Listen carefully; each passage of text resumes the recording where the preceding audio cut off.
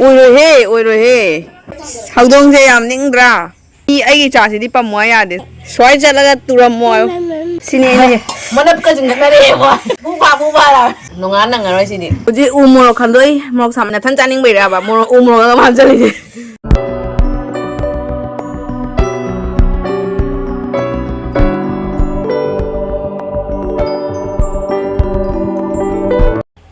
Hello everyone, ahanoktada mayam kokno na kromjari mayam ngasidi prank se tawdaba kuireba ko aduiduna ngasise prank macham tawrokke hojikse angang aniga singju chanage tawbane ba ko aigi inaunupiga netonga akhoi ahumje singju chanage tawbane ado yengase ba ko moini se adum mai khanaba adum hoge ba ko wa khudingi khanaba se adum hoge ba ko moi se saurak pra na tra saurak tabra kamai tawge moi reaction do yengse ba ko wa khudingi adum khanaba hoge ba ko Ado myam yang minarse ngasi se khara wakhal se kainom khara nungai ba ko khara prank ka tawge kainom tawge kain khanle ba ko ye ngasi myam saubra saudabra do 5 minutes later Hello everyone myam akhoi se hojik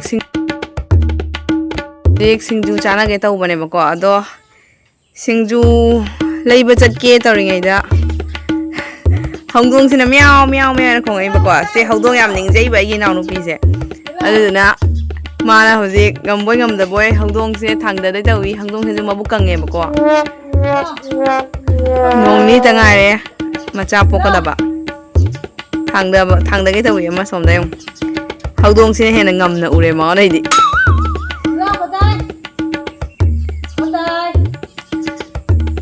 Haudo ngai do kakat bang amadi dum kumtha ba chungam do mi dum kumtha rak do mi ne tu ma oina nungai ngai haka cha khot lai du tu masa ga se lek tha na lai ga du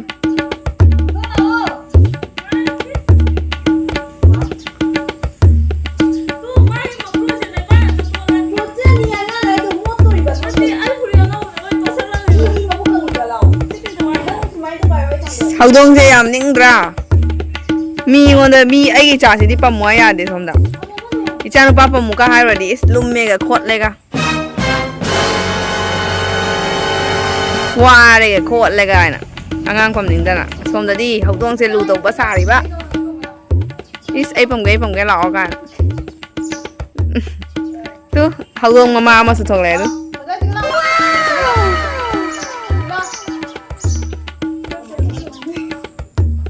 Woo! Na khoang tiek na ta cái ngon đây tay này các nó cô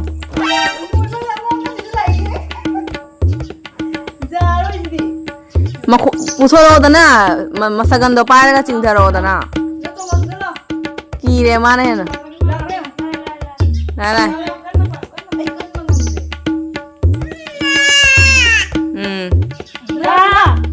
này cũng thế lại đó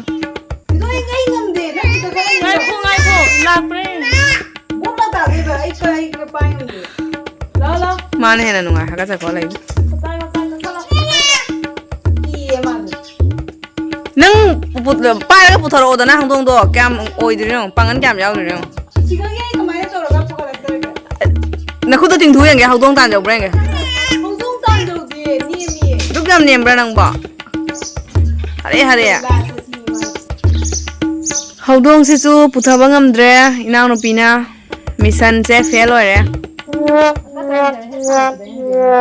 Jani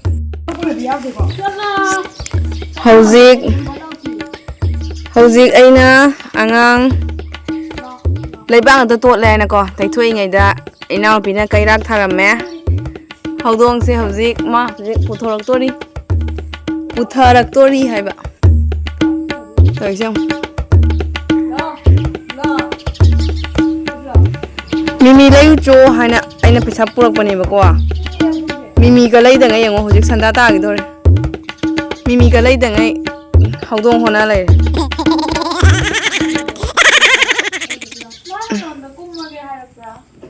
ma no la kumage harak bra chummi ma no la ai kumage harak bra ma no da Nomi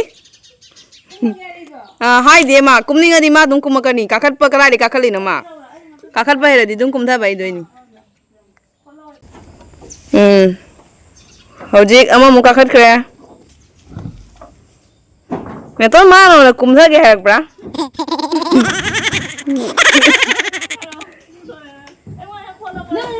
Má mua bài này chứ nè. Mi xì đôi cái mù thế mà. Cái đâu rồi cái nè. Ai ngang qua mi chịu rồi bỏ. Cái đâu ai nó ai không đông cái gì này không đông bài bắt tay. Bà bang cái đấy chấp lòng bài là thằng giờ bắt cầm tiền à. Cái gì khó lắm rồi cái nè. Không đông nó mà nung xí bắt xài đi ba.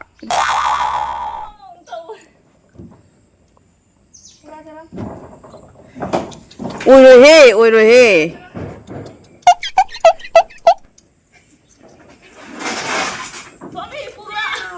Meow à. Trông thơ đấy. Mà ấy cái gì khăn đó bút thằng đó bị đi nữa anh là sụt giám nung nè. Sụt giám nung là tin mà thắc chứ nung sa dài jadi xe mà thâu đi lấy cái đế đa anh là khăn li vào hậu đông thế này khăn li. Mà thâu đi lấy cái đế đa anh đi xe nè.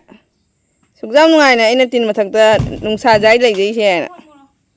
Thằng đó bị đi xe bùa nè. Có tay.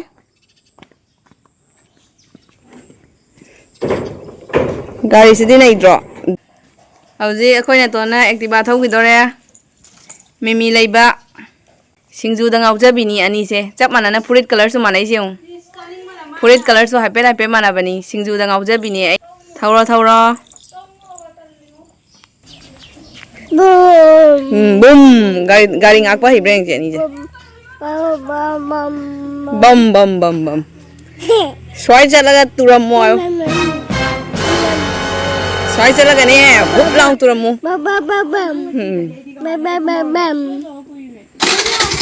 Ôi ma thâu tao quỷ này số 2 đi nè. Xoay xe là xịt luôn đi thằng vì cắn nó bay u nè, tôi đã cắn nó con chân luôn. Ôi ma. Pam khắp đi. Mà mang cái khắp đi. Ổn thế đi thằng miệng. Pam bịa đi anh ta nhà tôi baoren tu sao laga.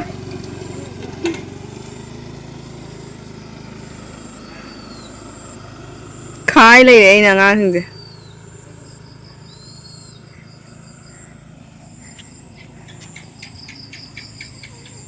Election mayagi. Vote piu anh. Vote piu. Say vote piu.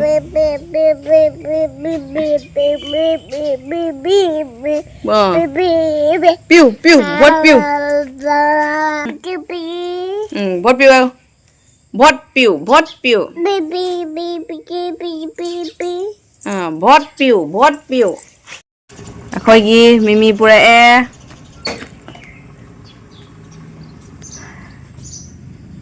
Activa thâu ba hay bia mà sula e.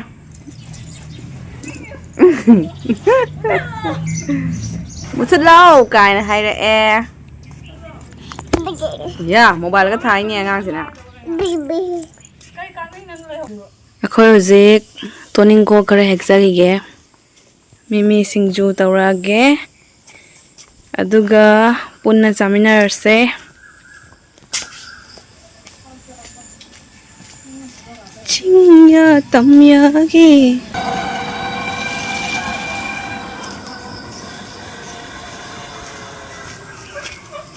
Ma'am siga lai khaman lai re. Se chamo neton.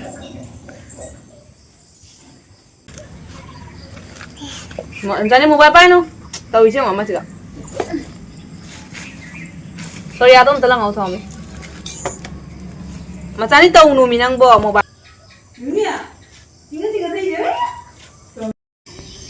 Ma'am sida lai khaman lai re, siga toning khok lai re, siga kobi lai re.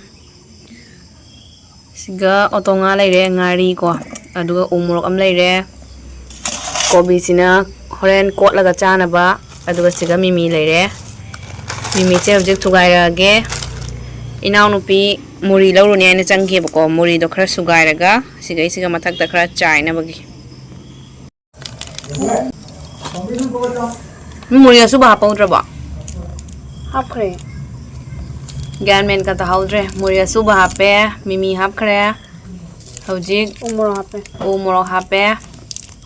Manam ni lore. Papa ri su khai dok lai rame siga papa ina morok yaw da ba. วิดีโอนำเมนตลอดกับวิดีโอนำเขานำมั่มเลยมาสลาบจันล้อซีเท่าเสียจ้าไปยำเห่าวันนี้ซีเท่าเลยนั่นตีให้ดิมีแต่นั่นแต่วันนี้ค่อยง่ายเลยซีเท่าจะยำตาหนาไม่แบบ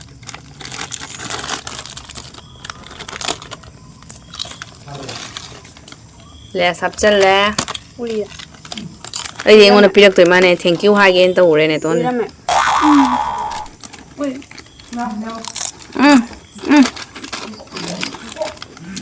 พุชลาวอ่ะอังโดรันจ้ะอังโดราไว้อังโดราครับดูอีเบรงกี้เลยอ่ะอังงนั่นไข่บวมทั้งตัวเลย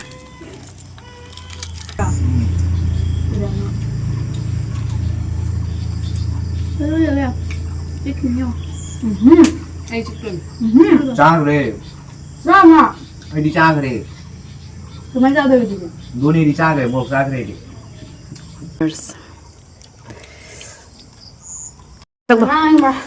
हम तो ये ना सकते please हम तोยังไงเดมไม่สักเดียวumorok की power हम तो ये बना सकते याद रहेชัวโอ้ยมาumorok को साथ हैมาเจียงเลย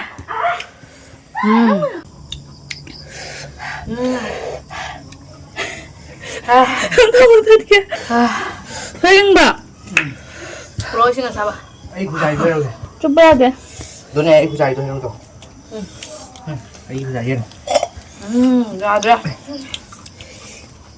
sao bên này bắt đầu sao mà cái cặp bẹ làm cho thật kia bài gì nhìn rồi nè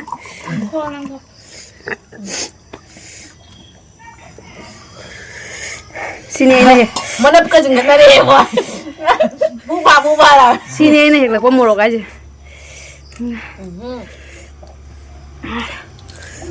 nông ăn năng rồi xin đi đây hai em một khúc ra à nông ăn năng rồi sáng mấy nhỉ quen anh đây chúng tôi là nghe gì hey ngoài là ngoài tôi đi không ăn cái cà đấy nè ấy da nông ăn năng rồi hai mình thật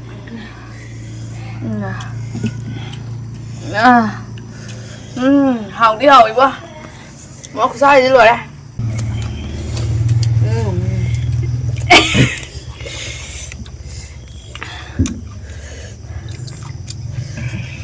móc cái mồm mình tao quá rồi rồi sang rồi làm chút kia mình làm sao vậy rồi làm sao tôi đi sụp năm ra ấy đi sinh tật mà nói là bung thắt lại ấy đi mà chỉ là băng lưỡi xả này mà đây cả lưỡi xả tôi đã ra rồi là vậy là hay đi mà đức sản ra đi nung đằng tôm nhà rồi nung đằng tôm nhà rồi mà thế này ai hình hả đúng lấy bên này bà chắc chắn nó chặt bên này ấy cả đó umorok ama met ki banu pi huji umorok khan doi morok saman gi na si chao rồi sắc tố nó khơi ra màu cái gì vậy akhoi da ne umorok ma pum ma thak chali ba am yam sak ton teng ga sắc tố đấy ngon sao rồi anh đây sa ro anh tei nya oi ba anh chú ra đi nè đâu ấy sinh tật từng oi ma ai si de sing na puk thal le ba oi ba kai hai ni nge ya thoi ba di kape ma pi ga se trang trang che la đang rồi ya ấy bung thắt lại mà đồ đấy oi ba ising no an than ngai ba cha đi ma me singju je nên na tung bột thau đúng không có sao singju je thomi cái bột tha một sao ấy nè mà thế na bột thau đó này anh chú mua in ra rồi không có na ti ai nai ni se singju se nang jam chan na than chan ning bai ra ba mo umro ma chali je nó thế bố thong anh đi đâu umro ga ba chal loi ra ni chang am na ba cái này purti thằng nào về lấy đi bà purti thì nói nè xin chú cha đi mà đi thằng tôi cái này không biết sao anh nó tay này nè sao nó cha gì nó purti cái lấy ra cơ ue purti lấy thằng tôi lấy ra xin chú cha tay này mà sao cái đi purti thằng gì lấy được ra trao tròn đó không được không biết đâu à không được 하우야. 하우야 이거? 어? Rất là xin lỗi. Ôi anh hình giả rồi. Ây cha rồi đây hỏi thêm một sánh. Thế là Nah, ini challenge. Cái video đi nó bỏ. Kali ya, mta hai mangga challenge kan. Tôi đi bạn. Nah, ini mah ini singju bijai ba kwa. Ma di ne ma than jan ngan doi da kang dia ba kwa. Umorok se ma ko map chala ba hamra. Doi ai se puk che chakala ba. Nonga nang dia ngo ahing da. Ahing nonga nang dri ba. 사다 되자니 네. 감디. Ma buk se chakalak tan ne thoro oli ba ai pakada oli ba thoro. Mok samani na. Ây cha mà nói chuyện. Adu bau tan ne ma ne sorry ma loi ma than cha ri ba. 뭐 그러다 뭐야 살. 진짜 내가 만져 봐. 이거 내가 사오리는 맘이 갑자기 진짜 Sao ngay mà mít cà phê ngay gì nghe nè. 진짜 야 다름이 봐. Mình em rồng thằng cô ya đi vừa. Umorok si sao ya dry na me to. Umorok sama na loisan ngam dre ma'am. Chiningang laurai, chiningang khara cha ge na. Adudi ma'am sai sig loisan lage. Ai gi vlog se nungai ba tardi ma'am na like share subscribe to biramo. Nung si video na ma'am ngasi gi kainer se. cái nó bay nè.